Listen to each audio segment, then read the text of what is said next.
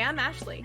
I'm Jen. And I'm Sarah, and we are Unabridged, the podcast where teachers take on books. Join us each week for bookish episodes and check out our website, unabridgedpod.com, where you can find lots of new bookish content every week. Find us on Instagram, Facebook, and Twitter at UnabridgedPod and message us there or see our website to get plugged into the Unabridged community. You want opinions about books? We've got them.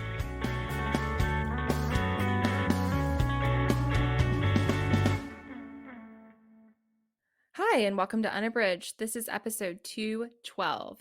Today, we are coming at you with one of our annual episodes. This is one that we all fret a bit about, but also appreciate sharing with you because we all know how much we love to hear other people's thoughts about the books they read over the year. So this is our Unabridged Awards.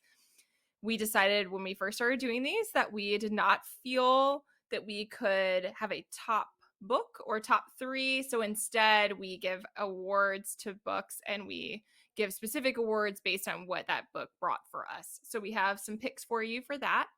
Before we get started with that today, I just wanted to remind you that as we're going into the new year, if you are looking for some fun things to buy for 2022, we have a TeePublic store and we have a lot of fun stuff in there. We have lots of things that have our logos on them, but then we also have things that just have our bookish hearts or that have other fun slogans from the podcast and fun things that we've said that we have some designs for those. So if you want to check that out, you can just go to unabridgedpod.com and under support us, there's a tab for unabridged merch. And that is where you can see our TeePublic store. And do keep an eye out. They run deals pretty frequently there. So if you're interested in purchasing something, then just keep an eye out for their deals and you can get some really good prices that way. And I know we all love the tote bags. So if you're looking for something specific, each of us love those. I use those all the time. The hoodie is another really big favorite for the three of us. So yeah. I am wearing my hoodie right now. All right. Before we get to our awards, we wanted to share our bookish check-in. Jen, what are you reading? So this will be a running thing on the podcast for a little while. I am reading a book for the Tournament of Books, which happens in March. It's run by the Morning News, and they do a book bracket. If you haven't followed it before, it's a lot of fun. They have different authors and publishers and just bookish people choose a winner each week. And so the book I'm reading is Mona Awad's All's Well. I'm listening to this one, and it is fabulous on audio. So the premise is Miranda Fitch is a college theater professor, and she deals with chronic pain. So when she was an actress on the stage, she fell off of a stage during a performance, and ever since she has dealt with just crippling back and hip pain. She has seen every kind of doctor, every kind of therapist. She has tried everything, and it has just consumed her life to the point that that pain is the center of her world. So she has this job that she got after her injury because she could not be on stage anymore. And one of her responsibilities every year is to direct a Shakespeare play. And so for this year, she has chosen All's Well That Ends Well, which ironically was the play that she was performing in when she fell. And she really loved her performance in that play. But the students who are acting in the play do not want to do All's Well That Ends Well. They want to do Macbeth because there is a competition and they feel like Macbeth has more drama. And there's one student who she really wants to be Lady Macbeth. Her family is extremely wealthy. They donate a lot of money to the college. And so Miranda has basically been told that she is to do whatever this girl, whose name is Brianna, wants. And she doesn't want to. She wants to do All's Well That Ends Well. She feels like that's a play that other people don't do. So in addition to the pain, which I have to say, Awad does a really brilliant job describing that. It is horrifying, but it is well written. You see her having this professional conflict as well. So, okay, and this is where it gets weird, and then I'm going to stop. So one night after work, Miranda has had a horrible day called the Golden. Let me see if I can find it. I'll just say. And she gets this drink, and everything gets a little fuzzy, and there are these three strange men. And let me just say there's a lot of allusion here to the three hags in Macbeth. And strange things happen. And the next day, Miranda wakes up and she feels a little bit better and her life starts turning around. So there is this, I'm not really sure what's happened. I'm not sure how much of it is in Miranda's head, but professionally, personally, romantically, everything just shifts after this weird, surreal encounter with these three very eccentric men. And yeah, so it's a really strange book and I am absolutely loving it. I have no idea what the resolution is going to be. I don't know if it's going to be, and it was all a dream, or if there's actual magic. Anyway, I'm loving it. So the narration is great. This is my first book by Awad, but I know she has some others that I've seen on Bookstagram that people really love. So I think I'll be reading more of her work. So that is Mona Awad's All's Well. That sounds awesome. It's so good. It sounds right up my alley. That I sounds think you really would fun. absolutely love it. Yeah. And it's really fast. Like it's a pretty fast listen. And it's one of those where I'm choosing to listen instead of to pick up my print book, which is always a good sign that I'm really captivated by an audiobook. So yeah. Man, that sounds great. Sarah, what about you? What are you reading?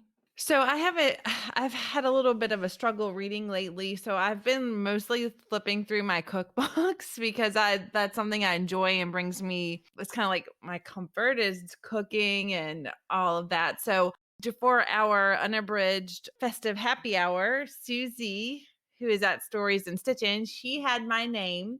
We did a book swap and she bought me the Cozy Christmas Movie Cookbook, watering food to enjoy during your favorite holiday films. And even though the holidays have passed us by a bit, I feel still that I'd like to look at this book. Basically what it is, it's recipes, and then it gives you the holiday movie that it was inspired by. And I like looking at it and it just brings me joy. And the cover is just so festive. And so that's what I've been reading lately. I've just kept that by my chair and I just flipped through it some. So it's really quite lovely if you like that sort of thing. That sounds like so much fun. And you know, I don't love to cook, but I'm so intrigued by the movie part. What movies does it have? Does it have any favorites? Is Love Actually in there? Oh, I didn't look for Love Actually, but I do think it's a lot of the Hallmark movies. So, but I haven't looked at every single one. But if Love Actually is in there, then I will tear out that page and read it to you. Just kidding. For listeners who don't know, you should listen to our Love Actually episode where we debate whether it is a holiday movie. And we just reran that in December, so it is in there. It is a recent release. So And the debate continues. I feel like we need to resurrect it every so often. Yeah. You know? So that is Holly Carpenter's The Cozy Christmas Movie Cookbook, mouthwatering food to enjoy during your favorite holiday films. That sounds amazing. I look forward to flipping through that one as well. I would love to see your copy. That sounds really cool.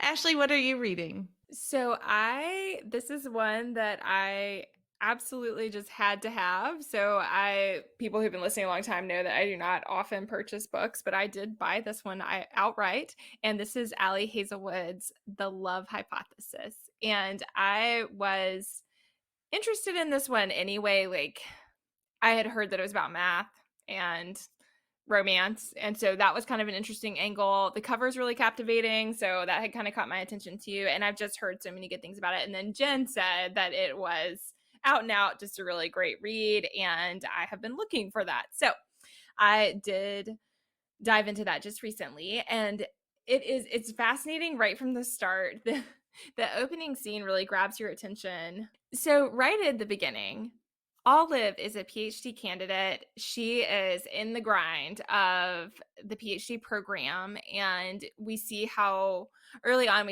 grueling all of that is for her. But this is not the very opening scene, but very early on, like the cover, there is an unexpected kiss that is initiated by her.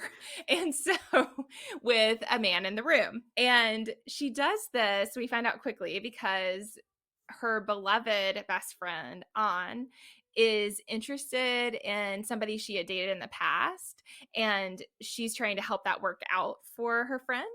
And in her attempt to do that, she says she's dating someone else, and then she tries to prove that to be true. And so in this kind of frantic and impulsive moment, she kind of assaults this guy in the room, and she does say, "Can I kiss you?" before she kisses him, but then and she thinks he said yes, but all of it's kind of blurry. And, and then she plants this giant kiss on his mouth, and like you see on the cover, it's like shocking to him, and yet this situation happens. And of course, immediately she realizes that she's made this terrible mistake and that she will always look back and think, what on earth was I thinking?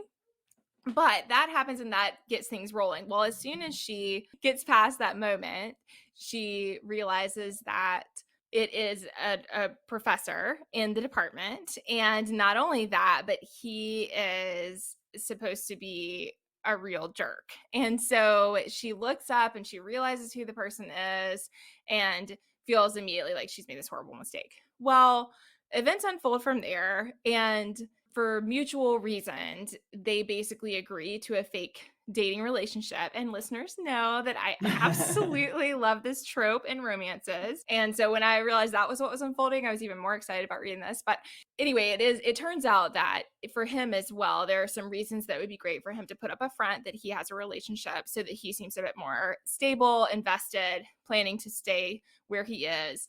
And so things kind of unfold from there. And I am absolutely loving it. I'm still pretty early on, but I both love the depiction of what grad school is like. I was on the partner side of supporting my husband when he got his PhD, and it was grueling. And so I just think that a lot of what's depicted for Olive here resonates with what it's like. I mean, both the financial situation of PhD students and also just kind of the conditions and what those programs can be like.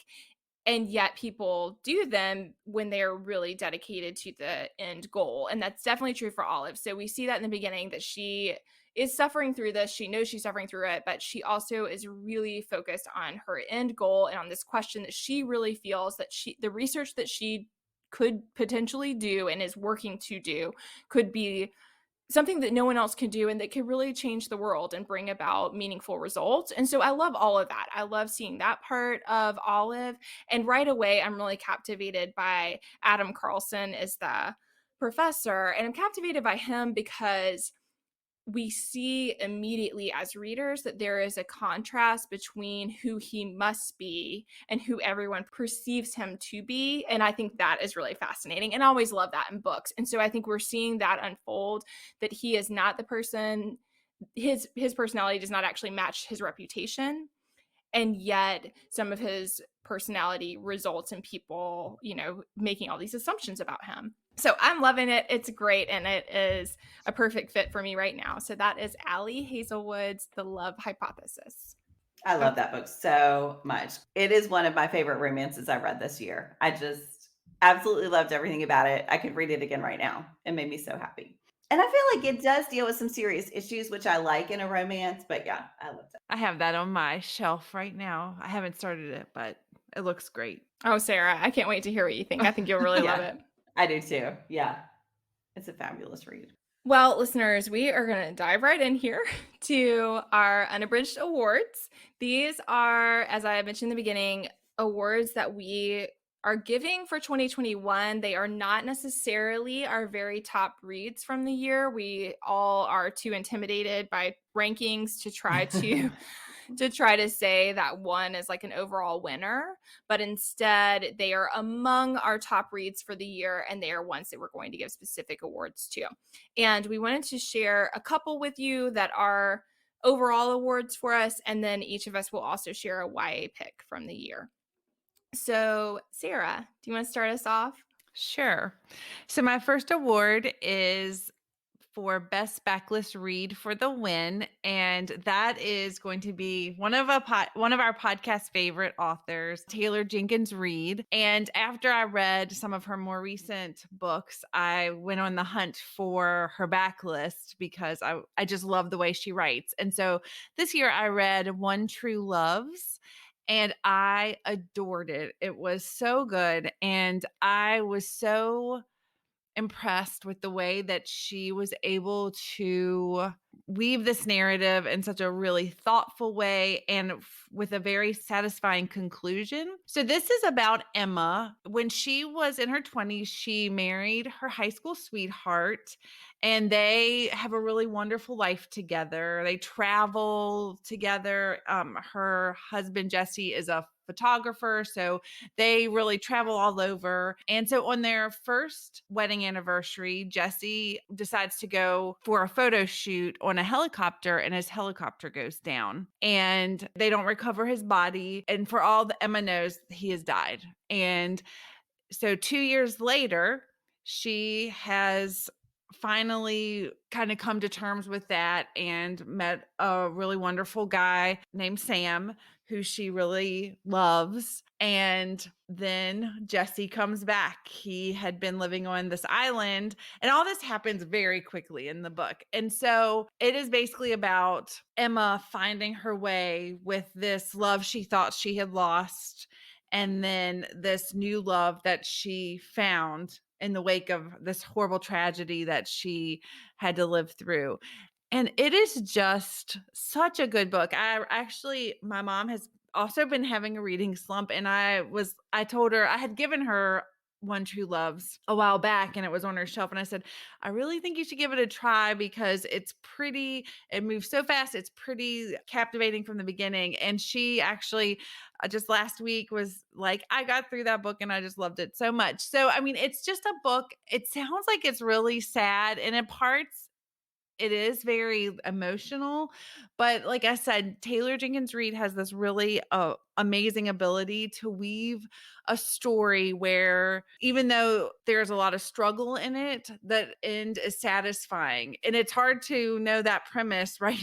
Like what that I've described to you, and know that there's going to be a satisfying conclusion, but it might not be what you want, but it is satisfying. So it is a great book. I really recommend that. And I just love her. And I think she's an amazing author. So that's my first. And then my second book. So I think if you've listened this 2021, you know that I've read a lot of nonfiction this year and a lot of things trying to help myself be better, more educated, and just to rethink some of the things in my life. So one of the books that I found so impactful, and I talked about it last summer, is Rachel Held Evans' inspired Slaying Giants, Walking on Water, and Loving the Bible Again. And what I thought was so impactful about this book is the way that she examines her faith and also the Bible, which is often weaponized in our country.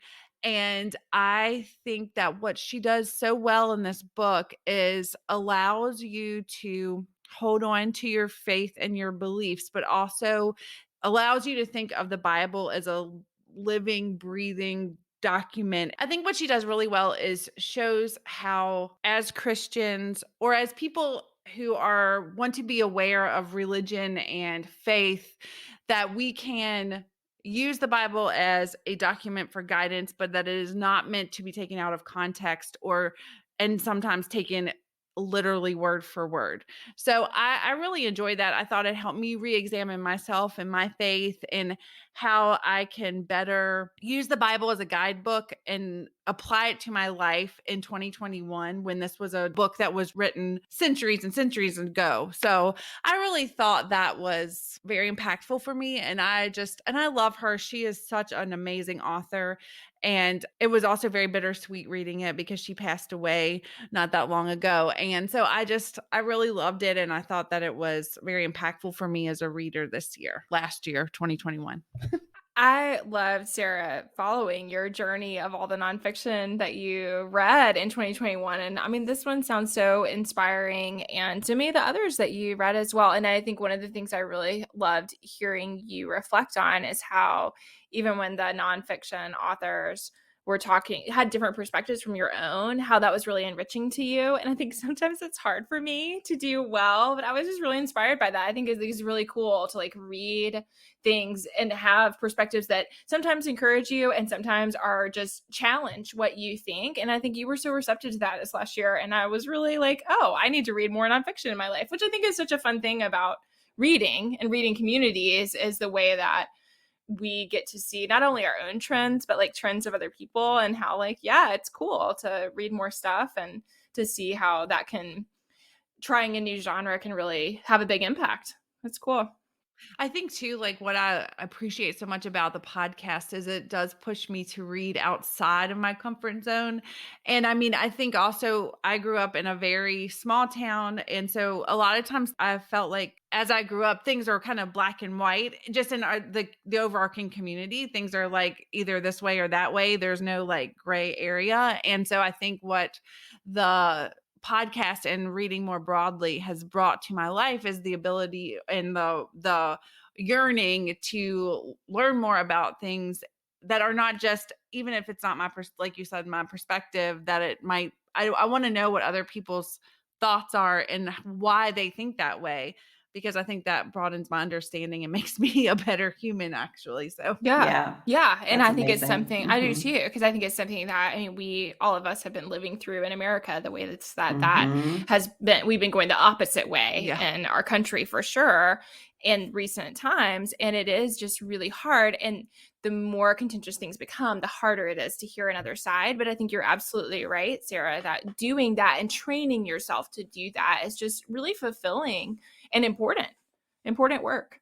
Well, Jen, what about your awards? What were your picks? I was like, this is such a perfect segue to one of the books I chose. And this is a nonfiction book I think everyone should read to think about our history and our present in the United States. It is Clint Smith's How the Word is Passed, A Reckoning with the History of Slavery Across America. And I will say, I read a lot of really great nonfiction this year. And maybe it's recency bias because I read this one in November, but it has really stuck with me. And I am still thinking about the journey Smith takes. So basically, he grew up in New Orleans. And so he grew up deep in the South and surrounded by the remnants of slavery. But it was sort of this casual knowledge. And he decides that he wants to explore that very intentionally. He explores 8 locations in the United States that had something to do with slavery. So some of them are plantations. He actually begins the book in Monticello, which for those of us in Virginia feels very, very close. And basically, at each location, he definitely does a deep dive into history, but there's also a central conversation that he has at each location. So he is thinking about these places as tourist attractions and the stories that each place tells mindfully. What story have they decided to tell? And often he is the only Black person in the crowd of people there. And so he's interested also in how his presence shapes the story that they are telling. Or different tour guides will tell different stories, and he will have conversations with other people who have come to that location. So, like at Monticello, he speaks to 2 women who have made the journey there and did not know about Thomas Jefferson's history as a slave owner. And so he's just contending with the way we teach history, the way we talk about history, all through this personal lens. So he is acknowledging that his lens is a personal one and that everyone sort of views history through that way, and how the stories you hear shape the way you, anyway, it is complex. It is fascinating. There are things that I knew that he made me think about differently, and there were things I absolutely did not know. He also goes to Africa, and he views one of the sites where slaves were sold before their journey to the United States. Yeah, I mean, it is just a really thorough book. And yet the content is heavy, but it never felt like a heavy read because of the way it's written. So it actually was really accessible. It is a book that I would definitely consider rereading again. And I'm sure that I would see more, but because of the way he writes it, it just moved through, and it felt like we were on the journey with him. Anyway, I cannot say enough about the book. I thought it was really powerful, really important.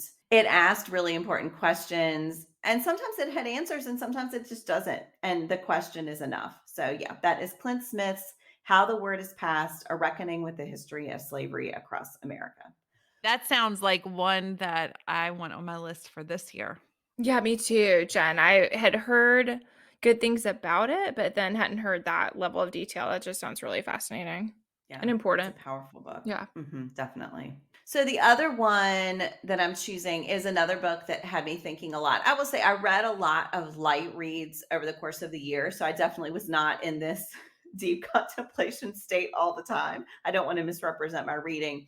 But another book, I'm calling this a book that still has me thinking about everything, is Kazuo Ishiguro's Clara and the Sun.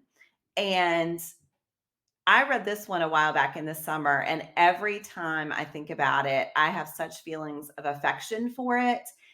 And yet it also engages my brain just as much. So the book centers on basically a robot that is created to be a companion to children in the future US. And in this future, children are genetically modified to make them smarter, but with that operation comes a risk that it will also make the children ill. And Clara, this robot, it begins with her in the store waiting for someone to buy her. And I will say there is more than one time during the reading this book that I thought about Toy Story. And there are a lot of parallels there, that some of it's a spoiler, but I will just say there are a lot of parallels there, especially with Toy Story 2. But anyway, so at the beginning, Clara is there waiting for someone to buy her, and she has a limited view of the world outside of the store, but one thing she can see is the sun. And for Clara, she gets energy from the sun. It's like a solar panel kind of situation. So the sun is like her God, and she sees the sun as this being who is healing and life-giving. And anyway, that plays into the book later. But so it asks so many interesting questions, because eventually Clara is purchased by a family whose daughter is ill because they chose to get the daughter the surgery. So she's brilliant but ill. It's a world where children go to school virtually, and so they don't interact with other children face to face. And so these companions are supposed to sort of socialize them because they don't see other kids. But the girl who ends up buying Clara has a friend whose parents chose not to have the surgery for him. And so you also see this deep inequity that has entered society, that parents who choose not to have the surgery for their kids are preserving their health, but there's this risk that they will be treated differently for the rest of their lives. I mean, it is, if your brain is exploding, there's a reason. So in school this year, we taught, one of my teachers and I co-taught Frankenstein, and we had the students watch the movie Gattaca, the old sci-fi movie Gattaca. And I feel like I could teach these three texts, the film and the two books together, because the questions they ask about what it means to be human, how much, just because you can do something, should you? What does it mean to improve people with science? When is it too far? I mean, yeah, the discussions are just endless. So yeah, and Ishiguro, I love. If you haven't read his work before, he has written sci-fi before. He also wrote The Remains of the Day, which is brilliant historical fiction. He just won the Nobel Prize for literature. He is a brilliant writer. But what amazes me about him is that he can have this amazing writing about these deep topics, and yet it is so readable. And I love Clara so much, and her love for people is beautiful. And the way that she tries to take care of those around her, it is just a beautiful thing in the book. So yeah, I have all the thoughts, all the feelings about Kazuo Ishiguro's Clara and the Sun. Wow, that sounds really, really good.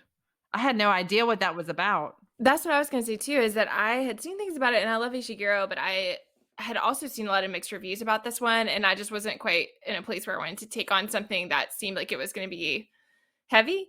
But I had no idea she was a robot. So like that is immediately, I was really fascinated by that, because I think those kinds of perspectives are just so unique and really interesting to consider. So yeah, that makes me really want to grab hold of that one. Yeah. And there are even deeper issues that are spoilers, that, and even some of what I said may be a spoiler, but I feel like you have to know some of that going in. I will say it is definitely more character than plot focused. And I think that's where the mixed reviews will come in. It's not a fast paced book at all, but I was so captivated by Clara's view of the world. And I'm a patient reader. I'm okay with character focused books. So yeah, if you like plot focused books, this probably isn't for you, but the characters were richly drawn enough, and the questions the book posed were enough that didn't matter to me, but it definitely wouldn't be for every reader.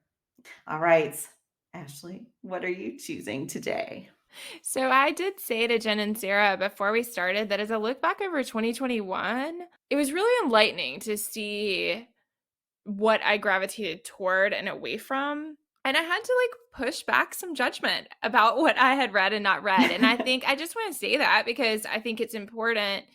I was telling them, I would never look at someone else's reading. I read a lot of times for joy, and I read for the intention to keep reading. I would pick whatever would keep me going. And I mean, I have had a tremendous amount of upheaval. We've all had upheaval in the world since the pandemic started, but I have changed my job. I have built a new career.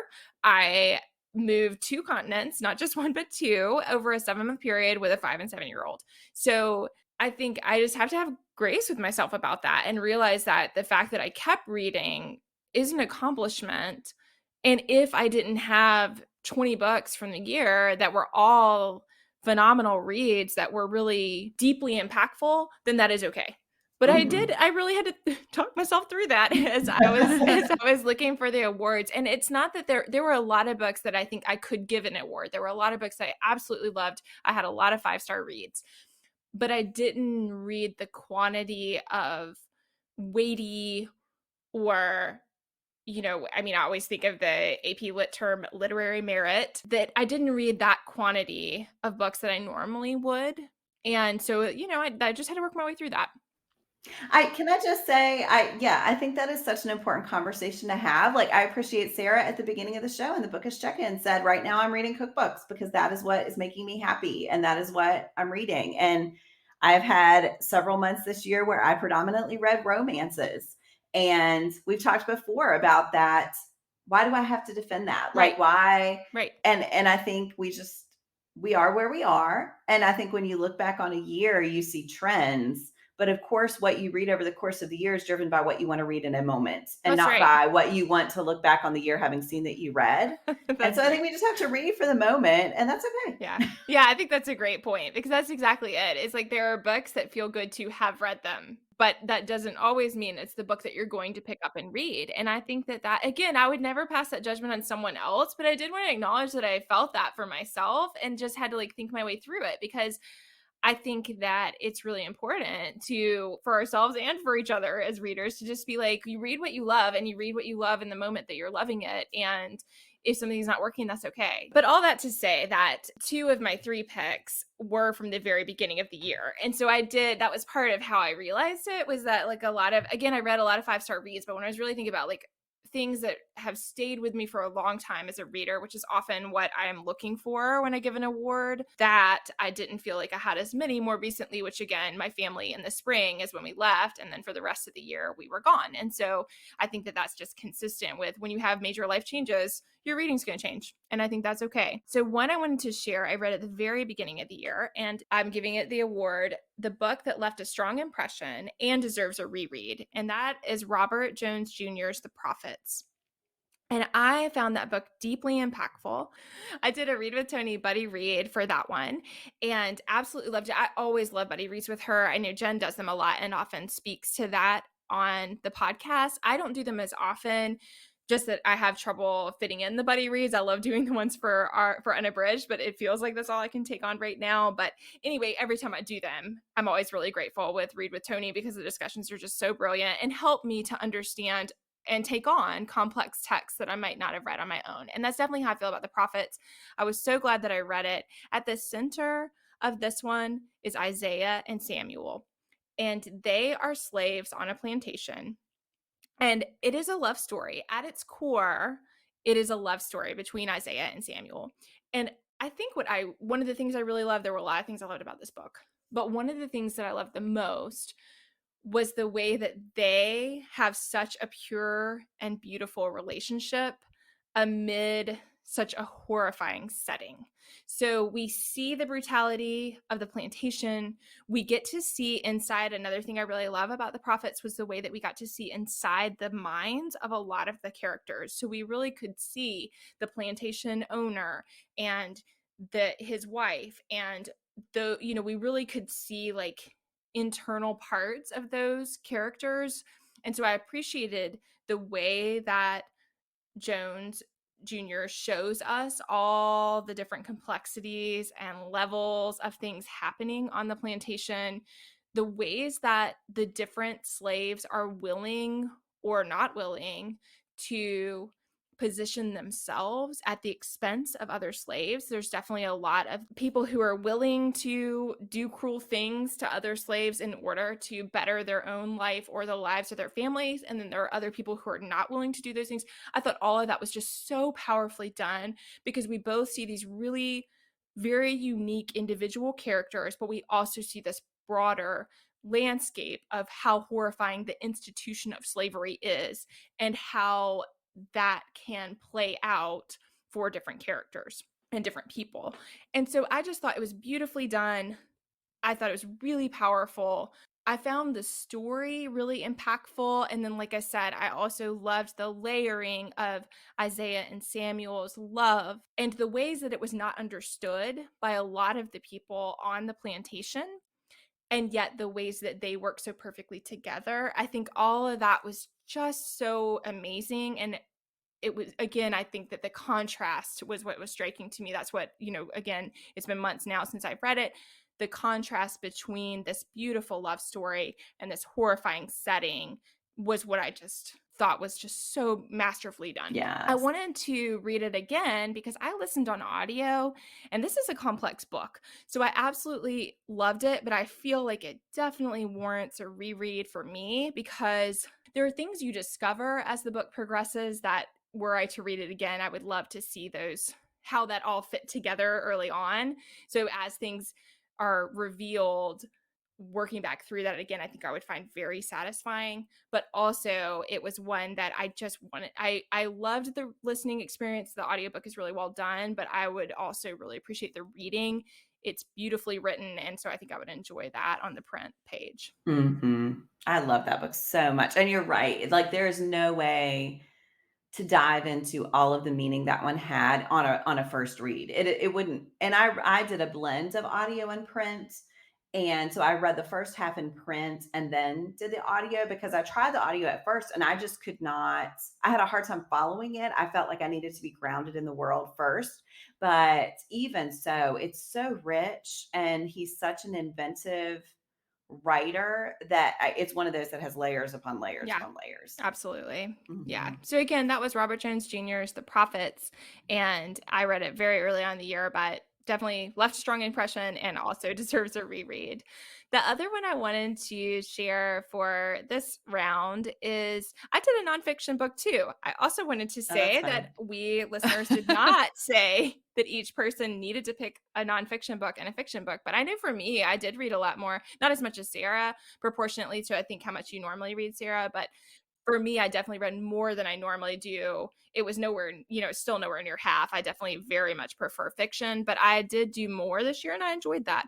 So this one is a nonfiction book that comments on what it's like living through this era. And that is John Green's The Anthropocene Reviewed. And I shared about this one, I guess, for a bookish check-in. And I just absolutely loved it. I listened to it on audio.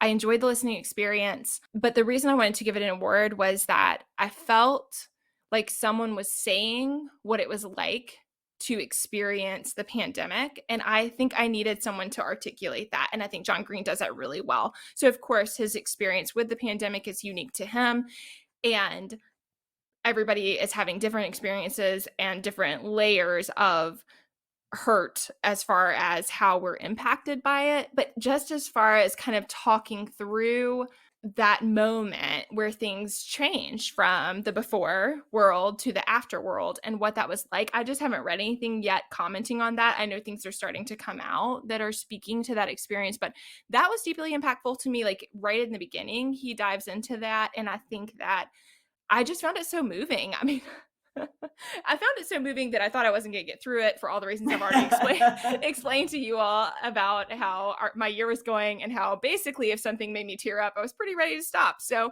that was initially how I felt with this one.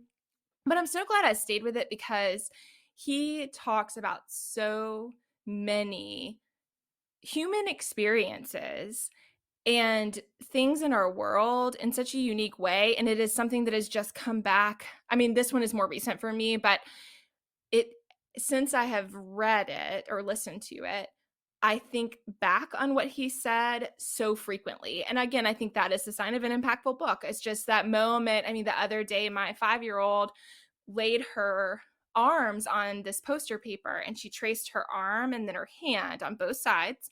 And then she colored in the top green and colored in her arms brown and made these trees.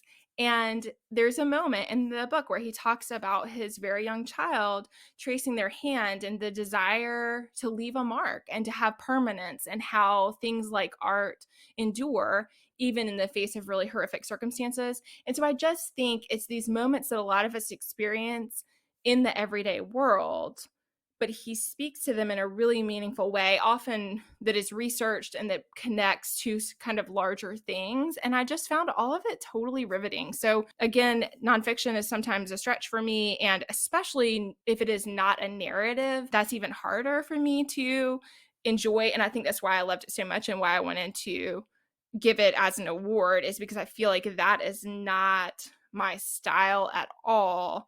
And for a book to have a really deep impact that is in a format I do not usually do well with, I think is really remarkable. So I loved that one a lot. And that was John Green's The Anthropocene Reviewed. Yeah, I almost chose that as one of mine. And I boohooed my way through a lot of that book. And I just was starting to tear up when you were talking. So the other day in my class, so the book is based loosely on his podcast. And the other day I played the episode for my students, because we're starting a podcast unit, A Capacity for Wonder. And he talks about a lot of things. It's a wide ranging, like 20-minute segment, but one of the things he talks about is the way we wear cynicism as armor, and how brave it is to be sincere in your love for something. And he has this metaphor where he talks about a puppy turning its belly to the world. And then he says he wants to turn his belly to the world. And so he ends up giving Sunsets, sorry, spoiler, but he ends up giving Sunsets 5 stars, because he says he wants to do away with the cynicism and just say, sometimes that beauty is enough. Anyway, my students, some of them did not love it, but some of them were deeply affected by it. And I just think that's his power for the right listener and the right reader. The way he expresses his thoughts about the world is just perfection. I love that so much. Yeah. Yeah, and I feel like both like really unique, but also something that is so relatable. And I think that's what's powerful about it, is I do think he has a very unique viewpoint, and yet he's able to extend his hand to the listener and to the reader. And I know that's why we all love his fiction works as well, is just that way of telling a unique story, but also connecting to the human experience. And I think I've really seen that in his fiction, but for him to do it here in a very different way, but so effectively. Yeah, it really left an impression on me. Whew, that feels like a journey. And we're only 2/3 of the way through. Okay, so we are going to share our YA picks pretty quickly here, but we all love young adult literature. We love middle grade. We also love picture books. I should say that we love all books that reach kids, but I know that all of us make considerable effort, both because we enjoy it and also because we think it's important to stay connected to young adult literature. So we wanted to each share one young adult pick that we give an award for whichever reason. So Jen, I'll let you grab this one first. So what was your pick? So I am sharing Maureen Johnson's Truly Devious as the book that made me fall in love with YA mysteries again. And let me just tell you, so I read a lot of YA, but a lot of times I'm reading contemporary realistic fiction, or I love YA fantasy. It had been a while since I had read a YA mystery, I think, for no good reason. Just I hadn't picked one up. There was a buddy read for Truly Devious. I love Maureen Johnson. And so I'd been wanting to read it. And I fell into this world. So it's about this place called Ellingham Academy. And it is this very exclusive, kind of strange private school that was established early in the 20th century by this eccentric millionaire or billionaire, anyway, rich guy. And this series of events happened to his family. There's a murder, there's a missing child that had never been solved. So that's one part of the story. The other part takes place in the modern day. And there is a girl named Stevie Bell who wants to be an investigator, and she is accepted to Ellingham Academy, and her intention is to solve the crimes that happened, like 100 years ago. Oh my gosh. I did review this trilogy on our website, and it's so hard to articulate why I loved it so much. I think it's the characters. I think Maureen Johnson writes a great mystery. She uses all these multi-genre pieces, so you get like a transcript of an interview and just different compelling ways to bring you into the story and to make it feel immediate. But I think what did it for me is just Stevie is such a great character, and I loved her so much. And she's a little bit of an outcast. She holds beliefs that are in total opposition to her parents. And she finds, when she goes to Ellingham Academy, a place where she finally thinks she can fit in. And watching that journey while she's also solving this really compelling mystery is just so much fun. It made me go pick up Holly Jackson's A Good Girl's Guide to Murder, which I'm 2/3 of the way through that trilogy. I'm just in it for the YA mystery trilogies right now. And I cannot recommend Maureen Johnson's Truly Devious trilogy enough. So yeah, that's my YA pick. Love that. Yeah, I love that first one. I haven't read the rest yet, but that's a good one. What about you, Sarah? What's your YA pick? I read some really great YA this year, but I'm going to go with Lakin Zia Kemp's Somewhere Between Bitter and Sweet. I read that when it first came out, and then we also did it as a buddy read. And what I love about this book is that it brings a lot of my favorite things to the table. So one is learning about experiences unlike my own. One is a little bit of romance. And then the third is having this really robust community centered around food, because we know I'm here for the food books. And so this is about Penn. She has always dreamed of opening a pastry shop next to her father's restaurant. He runs a very, very popular restaurant called Nacho's Tacos and their community. And what is so cool about the restaurant is that he is like a hub for the community, and he helps everybody that he can, and he gives work to people who need work, and he's just this like really prominent member of the community in terms of what he gives and how, like, what he gives of himself, not necessarily money, but like what he gives of himself and what he gives to his community and what he provides for the community.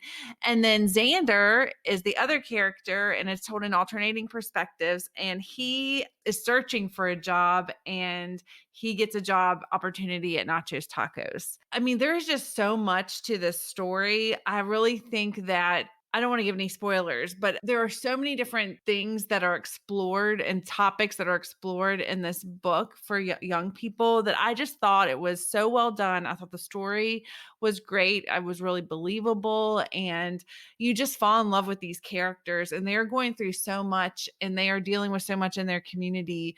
But the way that people come together, it just gave me hope that that still exists, and that people can still come together and try to do something really remarkable. And I just really loved it. And I think it's an excellent book for young adult readers. And I also think that anybody that enjoys young adult literature, no matter your age, will think this book is great. I just loved it. So that is Lakin Zia Kemp's Somewhere Between Bitter and Sweet. Yes. Yes, I agree with everything you said. That's such a great. That was such a great book. Yes. Oh my gosh. Mhm. I believe Sarah recommended that one first for us, and then that was a great buddy read discussion too. But yeah, just Mhm. absolutely loved everything about it. Ashley, what is your YA pick? I have really been wavering about whether to say a different one. Like you said, Sarah, I've read a ton of really great YA this year. So while I feel like I said before that not that my reading suffered, just that it leaned a certain way, I think, throughout the year, but I read some really great YA books. But one that I read early on in the year and raved about when I read it, but I just want to bring it back to the surface here in 2022, is Randy Pink's Angel of Greenwood. So the award I gave this one is an amazing historical fiction book focused on an important U.S. event. And this centers on Greenwood was actually the community. I did not know this, so I'm just telling listeners who also might not be aware that Greenwood was the community during the Tulsa riots the massacre that happened in Tulsa, Greenwood was the community that was hit by that. And Angel of Greenwood centers on the time leading up to the Tulsa massacre. And you, as the reader, know early on what is coming because of the way that Pink tells the story. It's counting down toward that day. So you know it's coming, but Angel and Isaiah, the two characters at the center of the story, do not. And what I love, there were so many things I loved about this book. I just think it was brilliant. It came out, I think it was in January of 2021. So it is still a pretty recent book, but I just wanted to highlight it because I just think it was absolutely brilliant. And it is one that I think has kind of been underrepresented. I haven't seen it as prominently as some other great books that I saw come out in 2021. So I just wanted to circle back to it because of all the things I read, it was one of the most impactful. For one thing, I was, embarrassingly ignorant about what happened in Tulsa. Like I said, for one thing, I didn't know the community was Greenwood, and I didn't really know that much about it. And what I think that I love, there are a couple of things I really loved about the book. One is that in a lot of ways, this is a romance story of a young love, coming of age kind of book. And that's really the center of what's happening. Angel has a lot going on. Her family, her father is sick. Her financial situation is struggling. And she is really focused on that.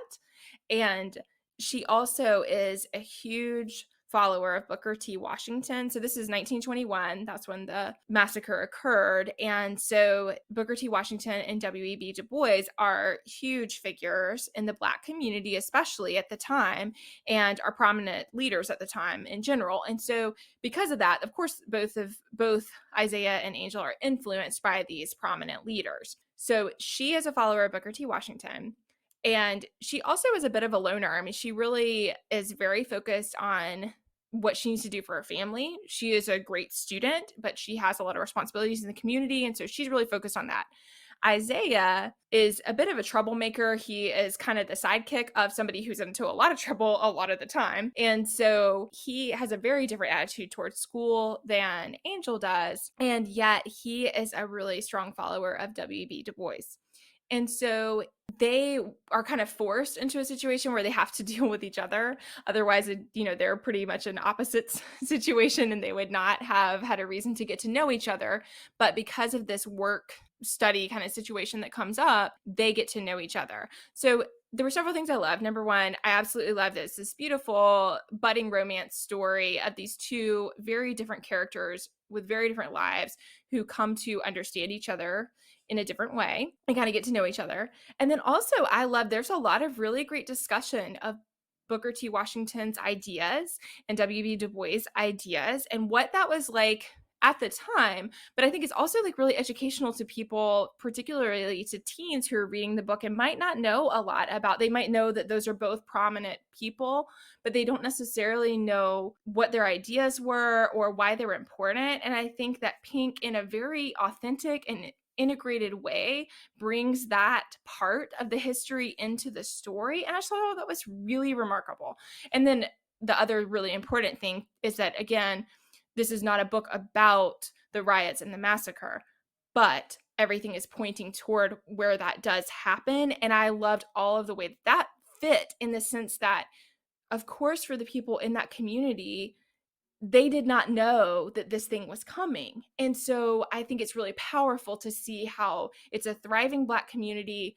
Everyone, it has this, not everyone, again, Angel's family is struggling financially, but a lot of people are very successful and accomplished and happy. And it's this awesome sense of community. And then there is an onslaught of this horrible atrocity that happens. And then we see kind of the aftermath of what that is like after the white community comes in and attacks. And it actually shows what the massacre is like. And so you get some of the historical aspect there as well. And then what the aftermath is like for the Greenwood community. So I just think all of that is really powerful and beautiful. And it was just a great book. It was a great book. I really enjoyed reading it. And I think it spoke to a really important historical event that I think is underrepresented in our history books, and certainly something that a lot of teens don't know a lot about, but also just great. So that is Randy Pink's Angel of Greenwood. And I just want to say one more time, for the end of 2021, that I absolutely loved that book. I know. I still have not read that one, and I've got to. I wanted to read it since you wrote your review of it at the beginning of the year, but yeah, I just have not gotten to it yet. Well, listeners, we are eager to hear awards that you would give to books from 2021. So we would love to hear anything about that. You can hit us up on social media for that at Unabridged Pod, or you can drop us an email at unabridgedpod@gmail.com. We always love hearing what you thought about the year. And again, it doesn't have to be your most favorite book from the year. We all feel a lot of pressure for that, but it can just be one that you found award worthy. We wanted to end today with our Give Me One, and it is a non-bookish award for 2021. So, Sarah, what's your non-bookish award for 2021? My non-bookish award for 2021 is In Good Taste wine tasting boxes. I wanted to do this one because when my family went on vacation, my whole family went on vacation last summer, we didn't really go out a lot of places. We stayed at our condominium for the most part and just did things together. And so I ordered the wine tasting boxes, and the adults there for 2 evenings, we sat around the table and we read the wine. I read the wine tasting cards and everybody tasted it, and it was just a lot of fun. And I think if you are not going out still a lot, or if you want to do something really fun at home or with a group, they're good wines, and it's just really fun to do that together. And I will say that when you order the box, I think you get 8 or 9 bottles, and and it is it's not a whole bottle of wine, but it is a pretty decent pour. So we were able to do a tasting for 7 adults, and it was plenty. So it was a lot of fun. And I just think that we need those types of things in our life. So that's my award for 2021. That sounds so fun. Oh, It that's was really really cool. fun. Mhm. I would like to see one of those in our future. Maybe we can Uh-huh. maybe we can Yes. do that together. We'll report back on how it went. Jen, what about you? What's your non-bookish award for 2021? So I really had a hard time with this one. Choices always, but I decided to talk about Pop Culture Happy Hour, and that is a daily podcast from NPR that is just this constant presence in my life. I listen to several daily podcasts, but this is the one I always listen to first because it just makes me happy to hear these really smart people talking about pop culture. And so when I saw In the Heights, which was something I debated talking about, I could not wait to hear what they said about the movie In the Heights. When I watched Shang-Chi and the 10 Rings, I wanted to hear their take on it. And it also, they'll play back episodes sometimes. So like they had an episode, or they'll do tributes to back shows. So they had an episode about happy endings, which I had never watched. So I went back and binged those 3 seasons of happy endings and love that. So I feel like so many of the things I considered as favorites, thinking about them through the lens of Pop Culture Happy Hour, made those favorites better. So that is my pick. I love that. That's fun. Yeah, it's so much fun. It's a great one. How about you, Ashley? So it will probably surprise no one that I think my Sarah's laughing. She's like, I know what it is. I think my non-bookish award for 2021 has to go to bullet journaling.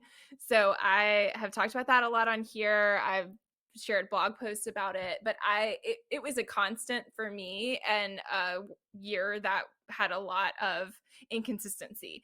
And so I just really love it. I've talked before about why I think it's so powerful, but I love just like Instagram with the Bookstagram community. There is a bullet journal community too on Instagram, and I'm not as plugged into it, but I still feel that sense of community of other people doing the same thing, sharing ideas and creating and using that creativity as an outlet. And for me, that's just been great. So yeah, I have to go with that one, as that was a new fit for me right before 2021 started, and it has just been a great fit and something I plan to continue. So I'm going to go with bullet journaling.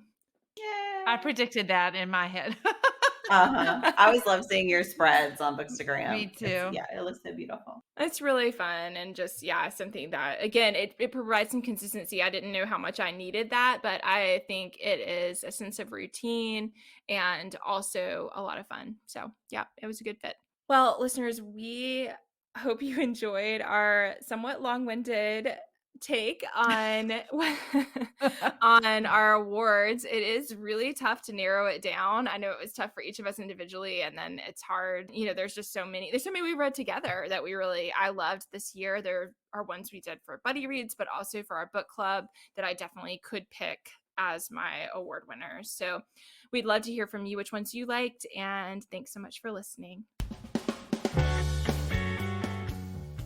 Do you have comments or opinions about what you heard today? We'd love to hear them. You can find us on Instagram, Facebook, and Twitter at Unabridged Pod, or on the web at unabridgedpod.com for ways to support us. To get more involved, you can sign up for our newsletter, join a buddy read, or become an ambassador. Thanks for listening to Unabridged.